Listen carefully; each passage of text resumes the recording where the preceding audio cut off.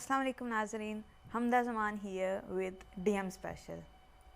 आज का जो हमारे जो गेस्ट हैं डॉक्टर हामिद खान साहब। अस्सलाम वालेकुम। अस्सलाम वालेकुम। कैसे हैं आप? मैं ठीक हूँ हमदा। बहुत शुक्रिया आपके टाइम के लिए। My pleasure. तो आज हम डॉक्टर हामिद से पूछते हैं कि चौधरी परवेज़ इलाही अरेस्टेड, तो इस पे आप क्या कहेंगे? जी हमदा, बड़ी ब्रेकिंग न्यूज़ है आज की ये। काफ़ी दिनों से चौधरी परवेज़ इलाही साहब और पुलिस और FIA के दरमियान आंख मचोली चल रही थी। उनकी बड़ी कोशिश थी। आपने देखा कि एक महीना पहले भी उनके घर के ऊपर दरवाज़े तोड़ा गया, बख्तरबंद गाड़ी ले जाई गई, उनके ऊपर कोशिश की गई कि उनको अरेस्ट किया जाए। फिर लास्ट वीक लेके गए जी कि हमें जियो फेंसिंग और मोबाइल फ़ोन से हमने ट्रेस किया जी कि परवेज़ इलाही साहब इस घर में हैं और अब हमने उनको अरेस्ट करना है। फिर वो आए, तलाशी ली और फिर भी उनको नहीं मिले। तो ये आंख मचोली तो चल रही थी, लेकिन जिस अंदाज में ये अरेस्ट हुए हैं ये बड़ा हैरान कुन है कि वो एकदम गाड़ी से निकले हैं। किसी गाड़ी में घर से 2 गाड़ियाँ निकली हैं और पुलिस ने अचानक उस गाड़ी को रोका है और साथ ही जनाब वो गाड़ी को नहीं खोल रहे थे दरवाज़ा और वो ज़बरदस्ती एक तरह से अरेस्ट हुए। जो पंजाब के निगरान वज़ीर इत्तलात हैं आमिर मीर, उन्होंने तो बड़ा वाज़ेह तौर पर कहा, उन्होंने कहा जी कि एक तरह से ये भाग रहे थे और हमने अरेस्ट किया है। जबकि दूसरी तरफ से जो परवेज़ इलाही के रिसोर्सेज़ हैं या PTI के रिसोर्सेज़ हैं वो ये कह रहे हैं कि उन्होंने ख़ुद गिरफ़्तारी दी है और वो ये कि कानून का सामना करना चाह रहे थे, इसलिए उन्होंने गिरफ़्तारी देने का फ़ैसला किया, वरना वो गाड़ी से बाहर ही ना निकलते या घर से बाहर ना निकलते। अभी देखते हैं कि क्या होता है। लेकिन सबसे अहम बात ये है कि PTI के लिए, इमरान खान के लिए ये एक बड़ा झटका है उनका अरेस्ट। और सबसे एक और चीज़ आप देख रही हैं जो एक रॉ सी चल रही है कि जो जेल में जाता है वो आके प्रेस कॉन्फ्रेंस करता है जी कि मैंने PTI छोड़ दी।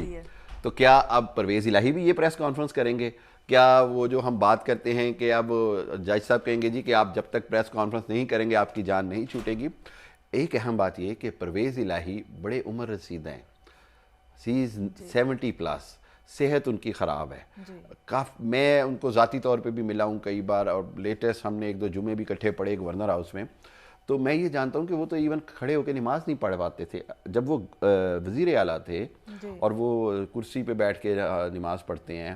तो इस हवाले से मेरा ख्याल ये है कि पुलिस को और कानून नाफिज करने वाले इदारों को बड़ी एहतियात करनी चाहिए, उनकी सेहत के हवाले से देखना चाहिए और अगर उनसे कोई तफ्तीश करनी है या कुछ भी करना है तो उसमें जो बार बार बात की जा रही है कि इंसानी हकूक़ का ख्याल रखना होगा, ये देखना होगा कि क्या परवेज़ इलाही साहब के ऊपर इल्ज़ामात जो लगे हैं वो उसमें कितनी सच्चाई है। और अगर उनको आप गिरफ़्तार करके ये समझते हैं कि वो PTI छोड़ देंगे, जैसे कि काफ लीग के बहुत सारे लीडर्स छोड़ गए हैं, तो मेरा ख्याल ये है कि इससे अब जो हालात बन गए हैं अवाम के अंदर कोई इम्प्रेशन अच्छा नहीं जाता। अवाम के अंदर अब ये नहीं जा रहा कि जी इस बंदे ने इमरान खान से नाराज़ होकर पार्टी छोड़ी है।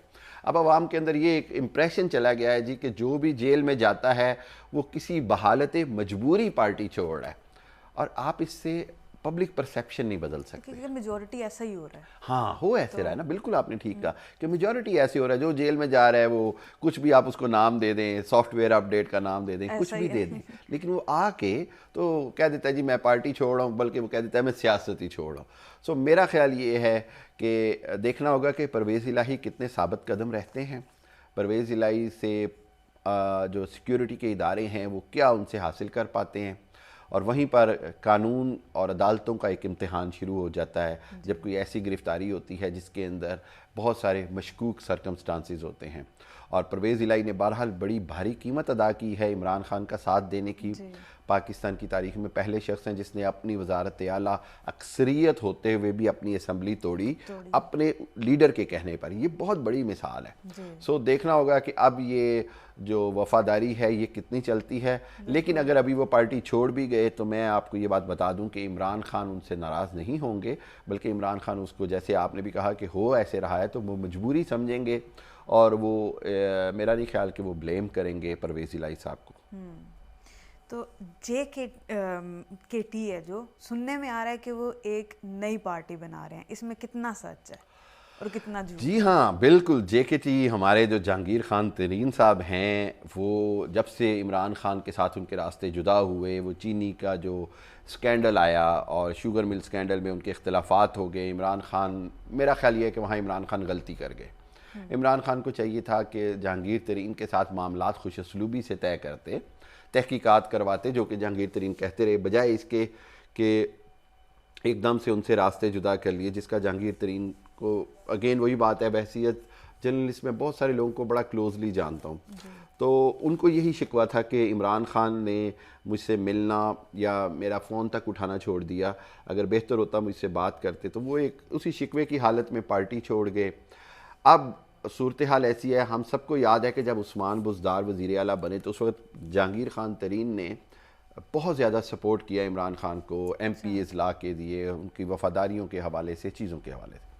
آج جہانگیر خان ترین ایک بار پھر بڑی مضبوط پوزیشن میں ہیں ایک نئی سیاسی جماعت بنانے کی، ایسی سیاسی جماعت جو کہ پی ٹی آئی یعنی عمران خان کا متبادل پلیٹ فارم بننا چاہے گی۔ یہ وہ پلیٹ فارم بننا چاہے گی جس میں ان کا یہ نعرہ ہوگا کہ ہم بھی پی ڈی ایم یعنی نواز شریف، زرداری، فضل الرحمان اور ان سب کے خلاف ویسے ہی ہیں جیسے عمران خان ہیں، لیکن ہماری سیاست عمران خان کی سیاست نہیں ہے جس میں ضد یا غصہ یا انا شامل ہے۔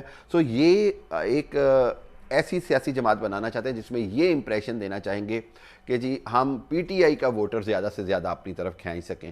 لیکن اگر میں آپ کو حقیقت بتاؤں تو میرا خیال یہ ہے کہ عوامی سطح پر اس کو مقبولیت اتنی نہیں ہوگی، لیکن کچھ حلقوں میں اس کو قبولیت ضرور ہوگی، کئی جگہوں پہ یہ ایکسیپٹڈ ہوگی، لیکن دیکھنا ہوگا کہ جب الیکشن کا میدان سجتا ہے تو یہ کس نعرے کے ساتھ آتے ہیں، الیکشن تک پہنچنے تک کتنے بڑے نام ان کے ساتھ جڑ جاتے ہیں۔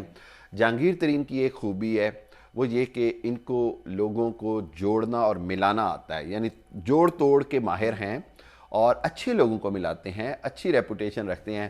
میں نہیں سمجھتا کہ جہانگیر ترین نے ایون اب مشکل سے یا بدترین حالات میں بھی عمران خان کے ساتھ کبھی بھی انہوں نے کوئی ایسی بلو دی بیلٹ بات کی ہو۔ انہوں نے ہمیشہ ایک اپنا رسپیکٹ رکھ کر عمران خان کے خلاف اگر کوئی بات کی تو کی، اور اسی طرح عمران خان نے بھی میرا خیال یہ ہے کہ ایک حد سے زیادہ کبھی بھی ان کے خلاف نہیں بولے، کیونکہ عمران خان یہ جانتے تھے کہ اگر وہ میرے خلاف کوئی ایسی بات نہیں، جیسے علیم خان نے بہت سارے محاذ کھول دیے، اسی طرح اور فیاض الحسن چوہان نے دیکھیں کیا کیا، لیکن جہانگیر ترین نے ایسا کبھی نہیں کیا۔ میں یہ سمجھتا ہوں کہ جہانگیر خان ترین صاحب کے لیے بہت بڑی گنجائش ہے اس وقت کہ وہ ایک پارٹی ضرور بنائیں، لیکن اس ذہن کے ساتھ بنائیں کہ کل کو اگر عمران خان کے ساتھ بھی اتحاد کرنا پڑے تو اس پہ بھی تیار ہوں۔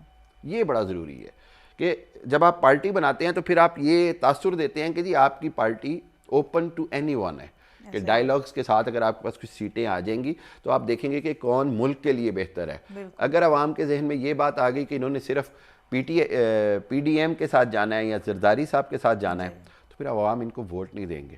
لیکن اگر عوام کے دل میں یہ بات سمجھ آئی کہ یہ کل کو عمران خان کو ہی فائدہ پہنچا سکتے ہیں تو شاید ان کو بہت ساری سیٹیں بھی مل جائیں، لیکن پارٹی بننے جا رہی ہے بہرحال۔ اچھا، یہ بات سچ ہے؟ یہ بات سچ ہے، بہت جلد آپ کو یہ خبر سننے کو ملے گی۔ اوکے، تو آئی ایم ایف سے کے جو ڈائیلاگ ہے اس کا کیا ریزلٹ ہے؟ ہاں حمدہ، مجھے پتا تھا کہ یہ ہم آخر میں آئی ایم ایف پہ آئیں گے، یہ سوال بڑے امپورٹنٹ ہے کیونکہ دیکھیں ملک کی اکانومی ہے۔ آئی ایم ایف نے ہمیں اردو میں کہتے ہیں ناکوں سے لکیریں نکلوا دی ہیں، سعد رفیق کی زبان میں لوہے کے چنے چبوا دی ہیں۔ یقین کریں پیسے نہیں دے رہے، باقی ہر بات اپنی منوا رہے ہیں، اور یہ بڑی بدقسمتی ہے پاکستان کی حکومت کی۔ میں اس میں ہمارے جو وزیر خزانہ اسحاق ڈار صاحب ہیں ان کا فیلئر سمجھتا ہوں۔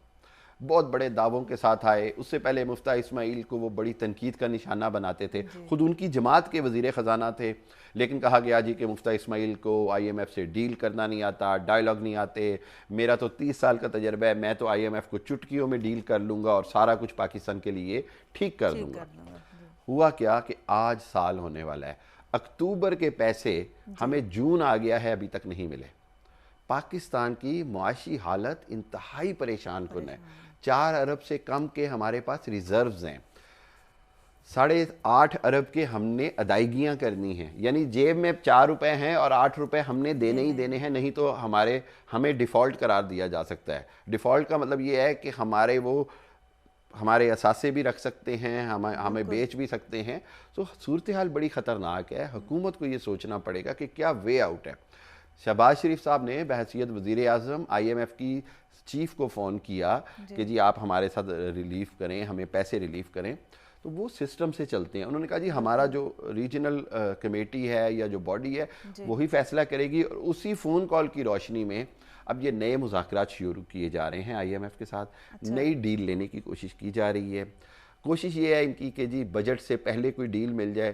تو میں اپنے ایکسپیرینس سے آپ کو بتاتا چلوں کہ یہ بات ناممکن ہے.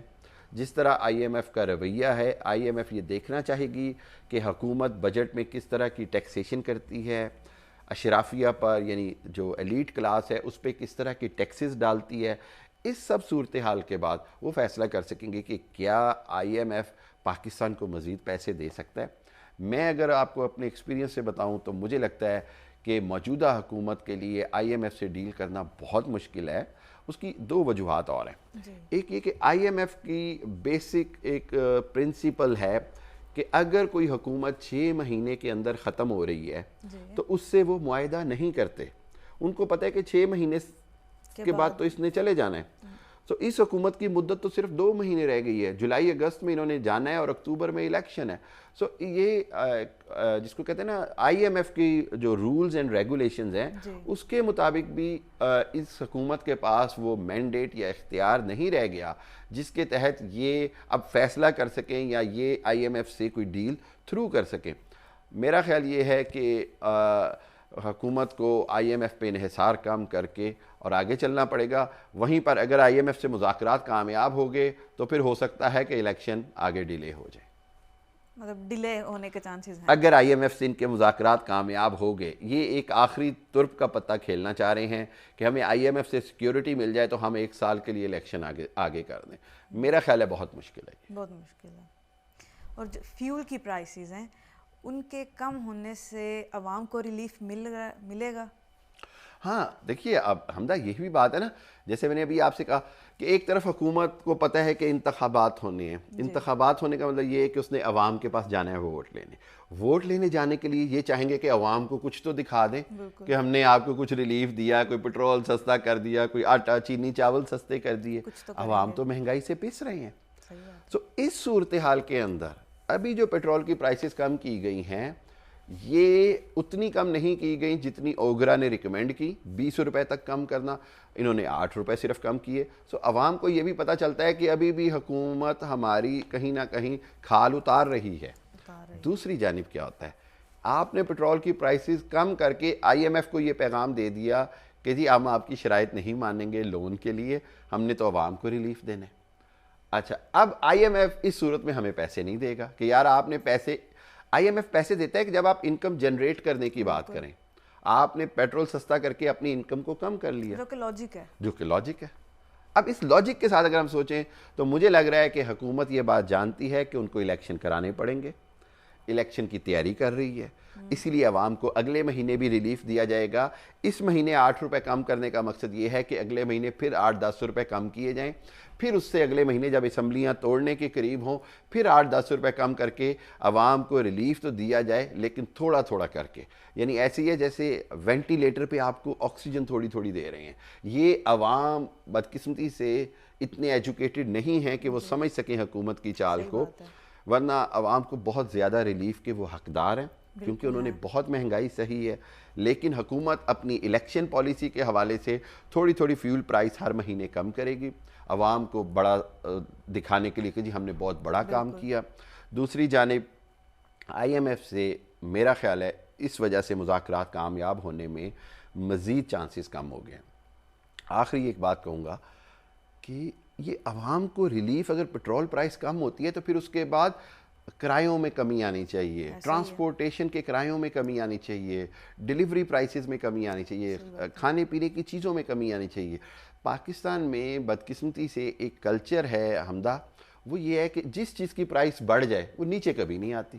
ایسا ہی ہے, دیکھیں نا کسی بھی چیز کا ہم نے کبھی نہیں دیکھا کہ یار کوئی چیز آٹے چینی کی قیمت کم ہوئی ہے, بڑھ جائے گی, کم آنے میں بڑھ جائے چانسز کم ہی ہیں. ایگزیکٹلی وہ یہ کریں گے. بھئی اس کے اوپر یہ حکومت کا کنٹرول ہوتا ہے, حکومت نے اس کو طاقت کے زور سے امپلیمنٹ کرنا ہوتا ہے.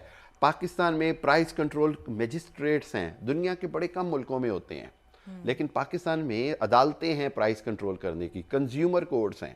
اس سب کے باوجود حکومت فیل ہو جاتی ہے کیونکہ یہ تاجر طبقہ اپنا منافع بڑھاتا ہے. جب عوام پرائسز عوام کو اگر فائدہ نہیں ہے پیٹرول کی قیمت یا فیول پرائسز کم ہونے کا تو پھر فائدہ کیا؟ صرف موٹر سائیکل یا گاڑی کا پیٹرول ڈلوانے تک فائدہ نہیں ہونا چاہیے، ہر چیز میں فائدہ ملنا چاہیے، کھانے پینے کی چیزوں میں، ٹرانسپورٹ میں، ٹریولنگ میں، بزنس رننگ میں۔ لیکن یہاں پر میں سمجھتا ہوں کہ انتظامیہ یعنی ڈپٹی کمشنرز اور جو میجسٹریٹس ہیں ان سے کام لینا حکومت کی ذمہ داری ہے۔ لیکن ظاہری طور پر حکومت اپنے الیکشن میں لگی ہوئی ہے، کچھ پی ٹی آئی کی پریس کانفرنسیں کرانے میں لگی ہوئی ہے، جوڑ توڑ میں لگی ہوئی ہے۔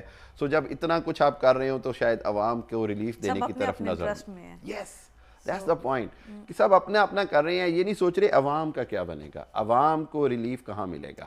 عوام کو یہ ریلیف نہیں دیں گے تو میں آپ کو بتا دوں کہ الیکشن آتے وقت چاہے یہ جتنا مرضی عمران خان کو دبا لیں، جتنا مرضی عمران خان کو منظر سے ہٹا لیں، ووٹ اسی کو ملے گا جس کو عمران خان کہے گا۔ آپ عمران خان کو پیچھے بھی ہٹا دیں گے، اگر عوام کو ریلیف نہیں ملا ہوگا تو people will vote for Imran Khan. دیکھیں ایک حد تک ہے نا، ضمنی الیکشنز میں آپ نے بڑی ریگنگ کی، سب کچھ کیا، لیکن پھر بھی عمران خان 17 سیٹیں جیت گئے آؤٹ آف 20 سیٹس۔ بالکل ایسا ہی ہے۔ 8 نیشنل اسمبلی کے الیکشن ہوئے، اس میں سے 7 سیٹس جیت گئے۔ سو پبلک پرسیپشن ابھی بھی عمران خان کے ساتھ ہے، اور حکومت کو یہ بات سمجھنی پڑے گی کہ پبلک کو ون کرنے کے لیے عوام کو ریلیف دینا ضروری ہے، یہ اہم بات ہے۔ بہت شکریہ ڈاکٹر حامد خان کا، تھینک یو۔ دیکھتے رہیے D M digital. Thank you.